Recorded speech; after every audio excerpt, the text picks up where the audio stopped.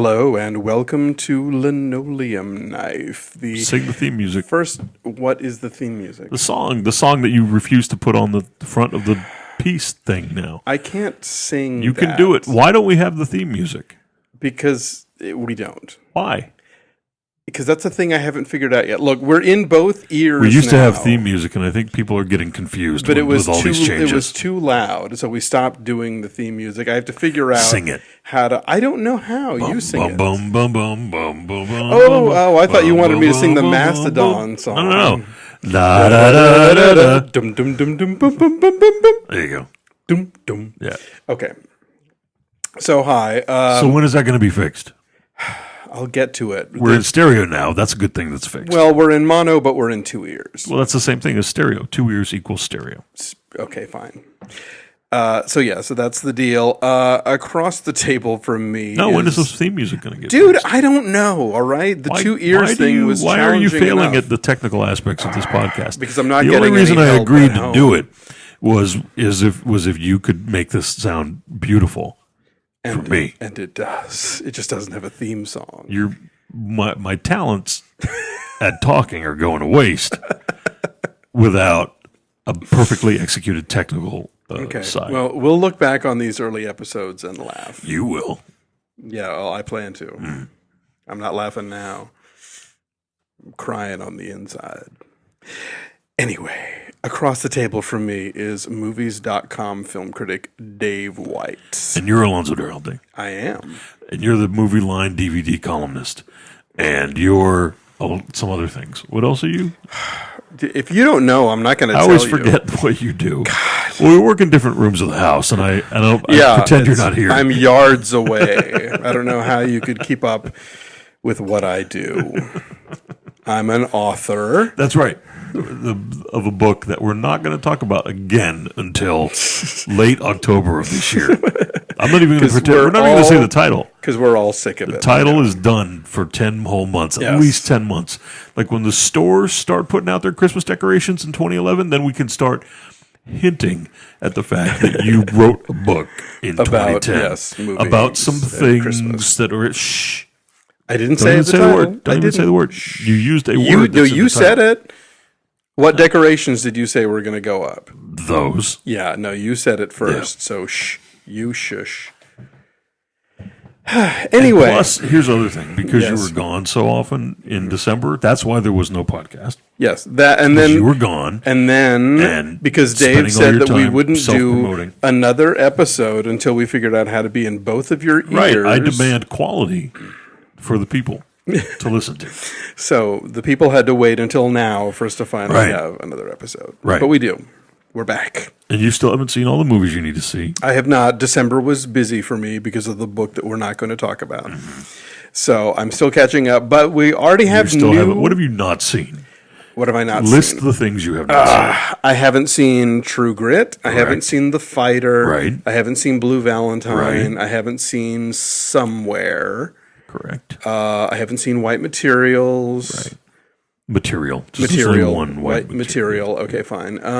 Those are the main ones, I think, that I haven't seen. Well, no one actually cares about white material. I mean, in the real world, no one cares about it. It's just me that cares about white material. Yes. And all people who care about good movies should also care about white material. Yes. So, so I'm still catching up. You haven't seen Summer Wars, which just But that's a 2011 movie. No, it came out in December in New York. It's just now hitting Los Angeles. Okay, fine. And then it's going to slowly kind of roll out across the country. And if you're go to DVD real fast. If you're living in Dallas, Texas, and you want to see this movie, Summer Wars, it is screening later this month at the. How do you know where things are happening? Well, it's playing at the Kid Film Festival. Which I wanted to give a shout out to my peeps at the USA Film Festival. I'm sounding echoey for some reason. I don't know what that's about. Peeps. My marshmallow peeps. You're sounding doofusy with the word peeps. No, all right. I think echoey is not. That's the least of your problems. I think somebody moved a knob, but I think I'm better now. Okay. Now it doesn't sound like I'm at the bottom of a ravine, or less so. Anyway. Is there a weird high pitched noise happening with you now? No, just this sort of echo. All right. Okay. I'm not feeling an echo. No. Well, you don't have headphones. I'm not wearing headphones. Okay. So we are going to talk about 3 movies that we have seen. Yes, that are new or newish releases. Right. Season of the Witch. That's number 1. Which opened nationwide this past Friday, January 7th. Country Strong, which... And that's totally number 2. Which expanded to a national audience on December 7th. And then Another Year, the new Mike Leigh film, which opened... British. December 31st in limited markets, and it's probably slowly expanding. So, Season of the Witch, go. Yeah. Season of the Witch is the little-known holiday that lands between New Year's Day and Valentine's Day. You take a break for MLK, and in the middle of that is the Season of the Witch, parts 1 and 2. The potions and spells and sorcery and wigs and devils and ninja zombie monks and Satan fighting Nicolas Cage. Yes. Mano a mano. And Ron Perlman headbutting Satan. Satan. No, that's right.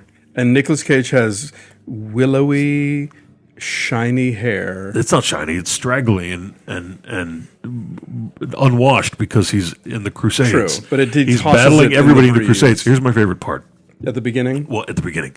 There's a whole montage of... Well, the story is like this. Okay, first I'll back up a little bit.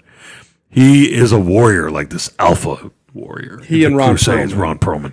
Ron Perlman, who is the Frankenstein. He plays Frankenstein. Who's the guy in Top Gun? He's the goose to Nicolas Cage's it doesn't matter. Maverick. Ron Perlman plays Frankenstein in every movie.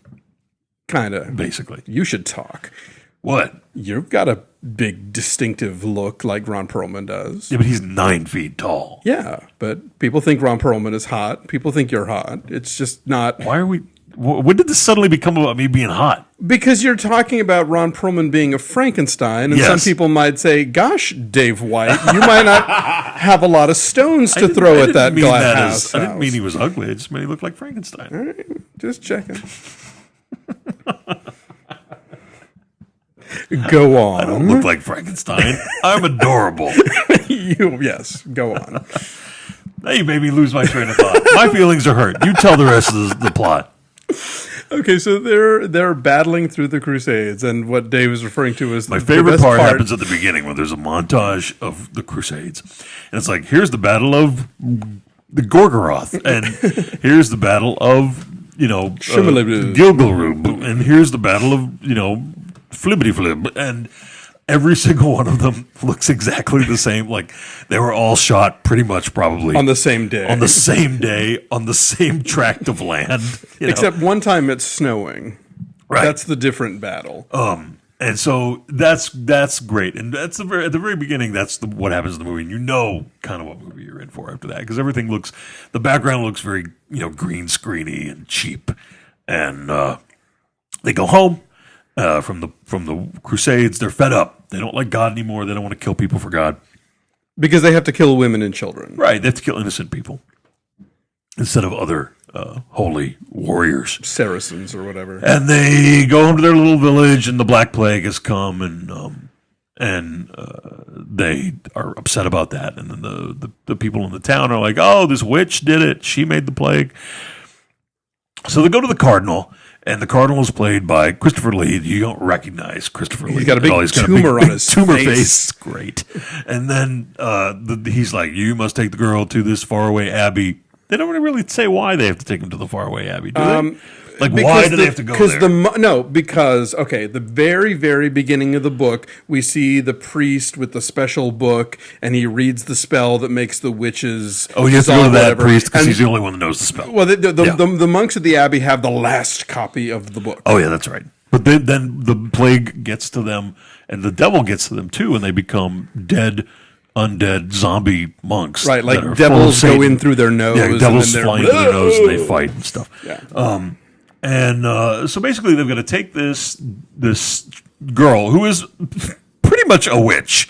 Like it's not like she's innocent or anything. She kind of is a witch. Weird stuff. Every time the camera points to her face, she's smirking and sucking blood off of her own fingers, sort of erotically. And it's basically sort of like it's get her to the Greek. They have to get her to the Greek to be exorcised. or to be de-witchified or put on trial. But it turns out she's possessed by the devil. Well, she's worse than a witch. You're just going to spoil this whole thing. Okay, no for one me, cares all right, fine. If that's a spoiler. Okay, well, if we're going to talk about that, all right. The twist kind of makes the movie for me because I was thinking... Because when you think of like the whole history of the church and witchcraft and how it was all crap for the most part. There's an actual plot twist that makes the movie. Well, because I was thinking, all right, they can't get away with her actually being a witch because then they're sort of justifying centuries of like wrongful executions and torture at the hands of the church. But then when it turns out, no, she's not a witch, she's possessed by the devil. I was like, oh, okay, well, I didn't see that coming. Oh yeah, because that's equally plausible. Well, we're not talking about... This is a Nicolas Cage movie. There is real demonic possession. Verisimilitude did not enter into it at all. I'm just saying at least she wasn't a witch. Right. She just was Satan. She was possessed. Satan. Yes. She was little Miss Satan. Yes. And they bring her to the Abbey, and she's, there's a big fight and zombies and... then Nicolas Cage and Ron Perlman have to battle the actual Satan. Yes. And the plot twist is not what makes the movie. What makes the movie is all the background of the movie, which is weed, role-playing games, and a lot of black metal videos. There was so much grim, frostbitten forestry in this movie that I was intoxicated by its beauty. I felt like I was watching somebody play D&D, but not in the boring Lord of the Rings way. There's nothing boring about Lord of the Rings. Oh God, that's awesome that's about a Lord of topic the for Rings. Another podcast, but a podcast where everything you say will be wrong. Yeah. You just tell yourself that. Anyway, Season of the Witch. It's stupid, but I had fun. But totally entertaining. Yeah. So, and the people who say it's not stupid in the good way they weren't looking at the right movie. No. Yeah. I mean, this is a movie with the line, "We're going to need more holy water." Yeah. I mean, they know what movie they're making. Like they're battling the devil, and they call back a joke from the beginning of the Crusades, where it's like the first guy to kill all the infidels, I'm buying the drinks. Like they alternate between sounding like they're in sort of like this middle school pageant about like the Dark Ages and then sounding like they're in, "Hey dude, where's my car?" Like it's the that kind of like there's this whole mix of like no one was paying attention to the consistency of how things were written in the script. So that's enjoyable, and I'm all for this movie. Well, all right. So yeah, it's dorky, but it's real fun. So yeah, nice segue. Into Country Strong. Okay. That's what you just did, right? That was your Country Strong Not really, segue? but okay. You were just filling space. Yeah. So we wouldn't have dead air. Basically. Just talking to hear yourself talk. Yes, Dave. You could edit. You don't have to just talk to hear yourself talk. I was just trying to... If you were technically proficient enough, I could edit if I felt like it. Yeah. That was just a little button to say, okay, we are done with Season of the Witch. Nice button. Now let's move on, shall we, to Country Strong. Not as fun as Season of the Witch. Not as fun as Season of the Witch, sadly, no. But take it away, Valley of the Dolls fan. Yeah. You're the dude who knows. Okay, yeah, it is, as Dave called it on movies.com, this is Grand Ole Opry of the Dolls. Gwyneth Paltrow stars as a rising young country singer, or she's a star at this point. She's not rising. She's a star. She's Shania Twain level. Yeah, she's like a big deal. And the movie begins, she's in rehab, and she has become very close to Garrett Hedlund, who is the hot singer-songwriter Naked close. Yeah. They're banging in rehab. He's the worst an rehab orderly employee ever. And so when her pushy husband, Tim McGraw, decides that he's going to cut her rehab short because she's got to get back on the road, she says that she wants Garrett Hedlund to be her opening act. Because he's a singer-songwriter. I said that. He's a singer-songwriter. They call him the next Townes Van Zandt. Right. But he's not. Well, no, he's of course just, not. Because Townes Van Zandt was not super hot. No. Tim McGraw, meanwhile, wants Leighton Meester, who's this like beauty queen, to open on the tour. Taylor Swift. Kind of. Essentially. Yeah. But when he goes to see her perform, she like freezes and Garrett Hedlund has to jump on stage and kind of come to her rescue. So they both go on tour with Gwyneth Paltrow.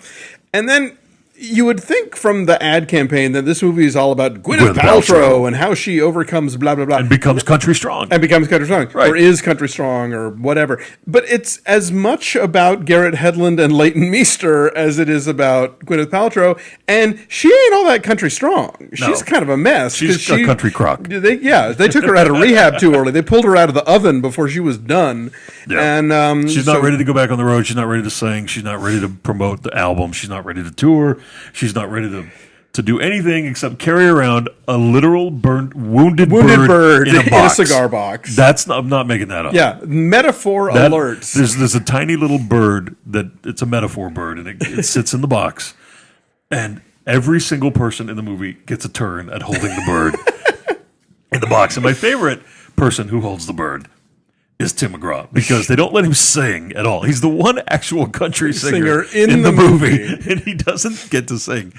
And he's probably on the soundtrack. But he is the one who is holding the bird in the most scenes. Like he's the bird wrangler. She's so frail, Gwyneth Paltrow's character, that she's like, I can't even handle this bird today.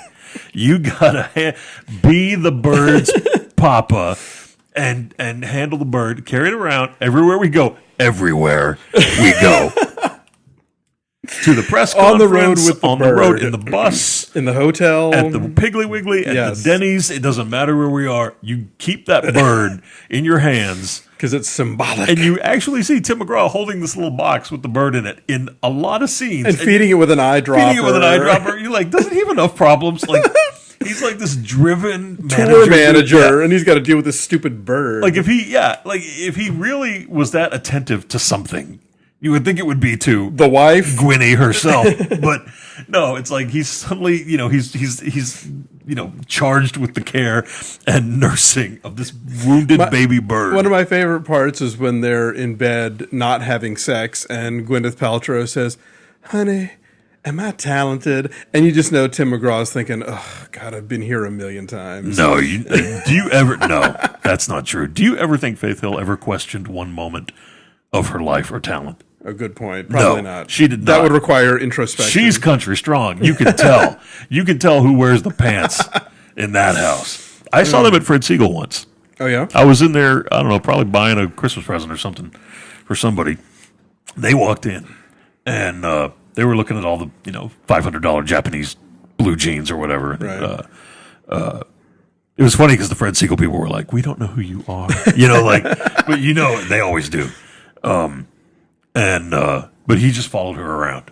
Really? Like he's the whip dog. Well, you know how it is. Like guys, chicks like that. They're like pretty and blonde and super in charge of their stuff, and the guys they get are like, "Yes, dear." To be fair, I would imagine most wives lead most husbands through Fred Siegel. We're not talking about, I suppose, they weren't at the gun shop. Yeah, it's true. Fred Siegel. Right. Give her a break. So I don't think that scene has any bearing on. Tim McGraw's just life. a thought. I think she knows where she's going. Yeah, no question. So for me, the real revelation of this movie is Garrett Hedlund, because he really sings. They all really sing. Here's what's great: Gwyneth Paltrow really sings. Garrett Hedlund really sings. Leighton Meester really sings. Yeah.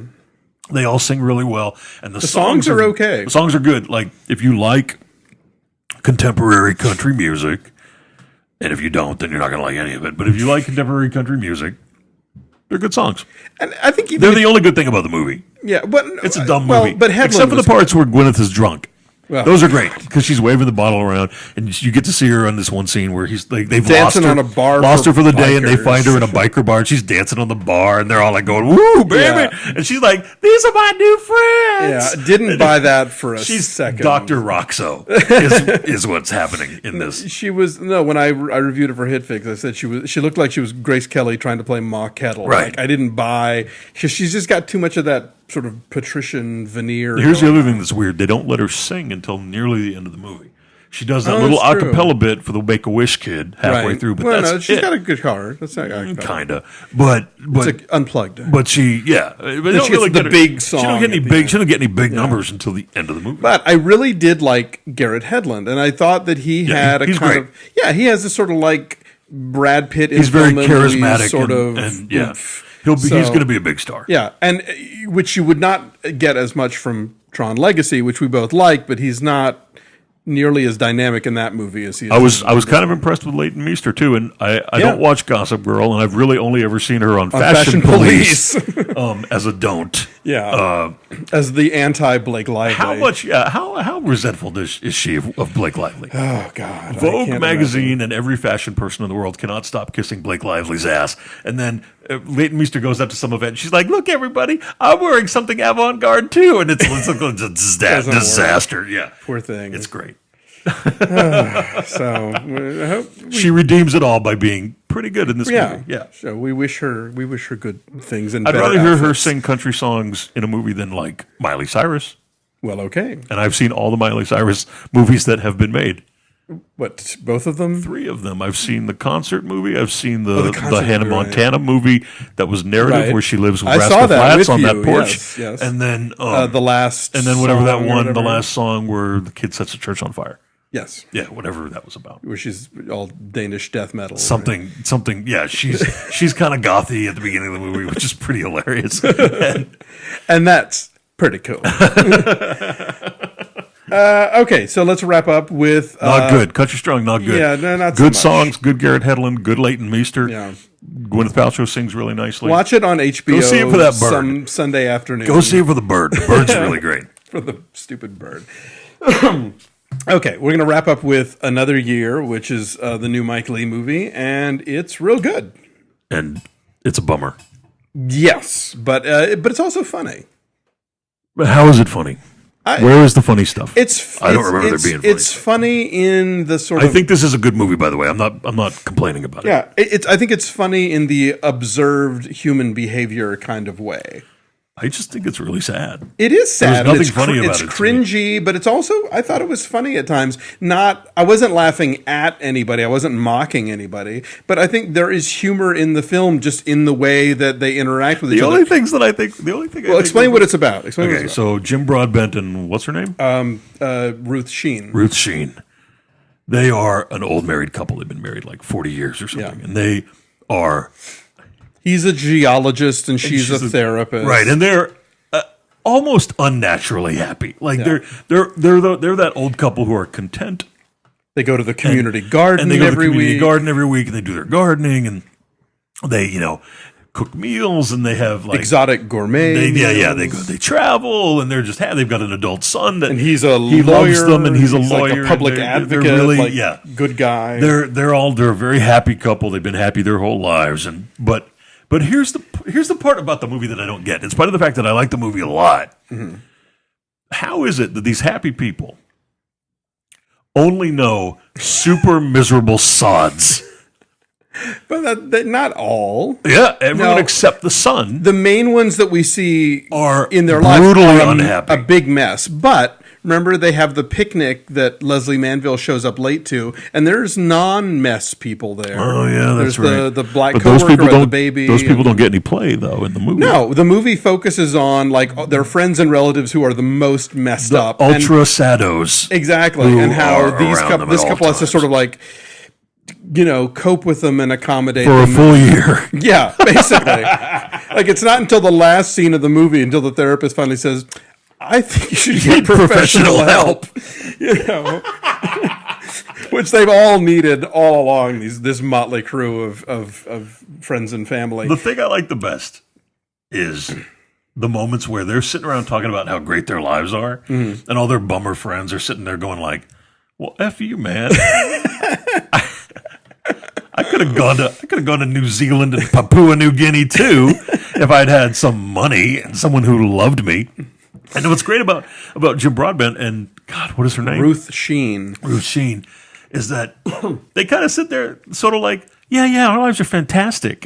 It's so great being us. And they just talk about it like, and we didn't even have to, what was the thing? We went around the world and we didn't even have to go cheaply. Didn't they say that close to the end when they're having the conversation with so like, they're almost bragging about how great. They're borderline irritating. They're sort of smug in a way. They don't, almost. But they're not, I mean, the movie sort of lets you decide, are these people jerks or are they really nice and they're just surrounded by these people who are messes, or are they surrounded by messes because they need them to feel better about themselves? Yeah. It's open to interpreation, which I thought was... They basically roll their eyes at each other in front of these friends. Leslie which we Manville would never do. Leslie Manville is so... Oh, she's great. It's the kind of like... She should be on Curb Your Enthusiasm. Cringy, horrible person, like needy, desperate, sad, too talkative. The kind of performance that makes you watch her and think to yourself, have I ever behaved that way in front of anybody? Yeah. Is this what my friends think If I of me? have, I hope they all will band together and kill me. Because her performance as the most desperate, needy friend they have is painful to watch. I can see that some people would look at it and say it's kind of an overacty sort of like, one note sort of performance, but I thought it was good. And at the same time, I never want to see her be that character again. Well, yeah, but I totally bought it. I mean, she felt organic in the world of the movie and like a recognizable human being, Yeah. So, I loved it. I thought it was great. It's really, really a bummer. It is a bummer, but it is you're selling it all wrong. It does have humor in it. I love bummers. I know you do, but not everyone does. I think if you think back on it, you'll remember there are times that you laughed during the movie. Yeah, at the times when they're sort of bragging about how awesome their life is. Because then the other people in the movie are like, "Oh my God, will you just shut up?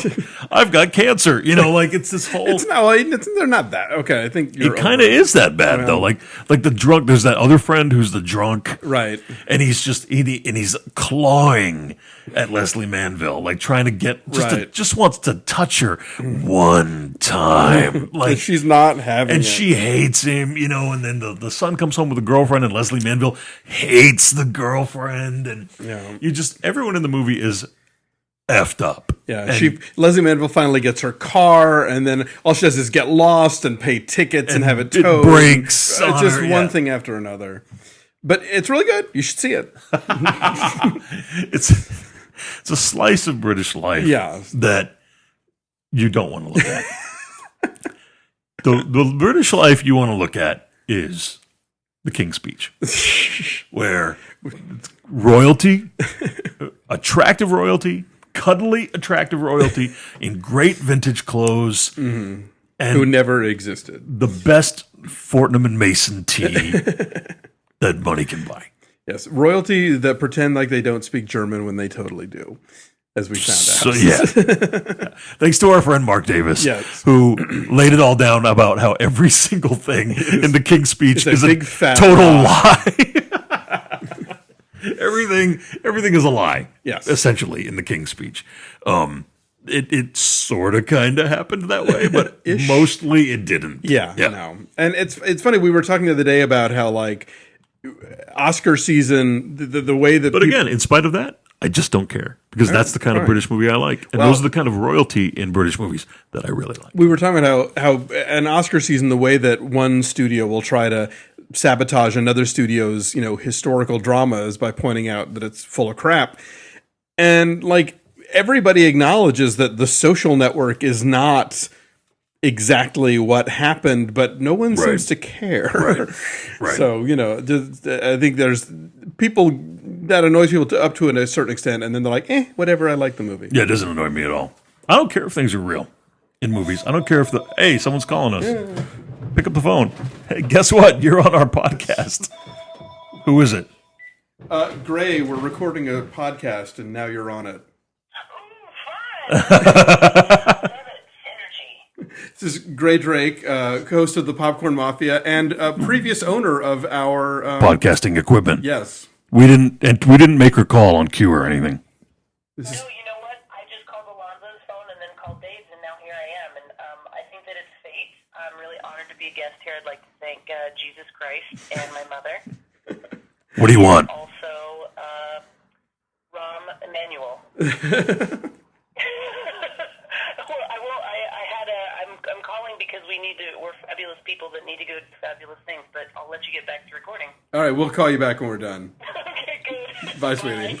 I think you should have let that call play out. What did she want? She wants to make plans with us. What if she wanted to do something exciting right now that would make us stop recording this podcast? I know what she's Are we almost at calling the about. 30-minute mark? We're anyway? we're just about there. Okay, great. We're done. Yay! Going Okay, back. so thank you for joining us.